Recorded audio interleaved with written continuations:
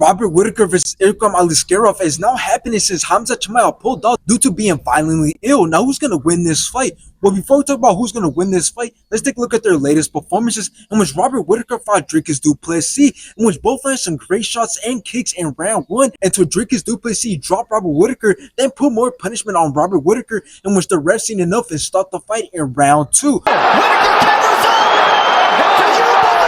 After this, Robert Whittaker went on to fight Paulo Costa, in which Paulo Costa robbed Robert Whittaker with a nasty head kick in round 1. Punches disguise them.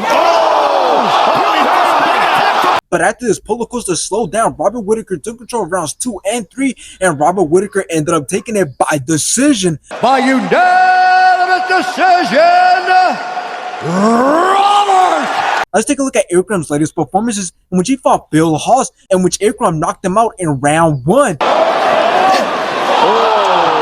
After this, Ikram wanted to fight Warley Alvarez, in which Ikram dropped and then put more punishment on Warley, in which the ref seen enough and stopped the fight in round 1. So hard, man. That's not a good sign.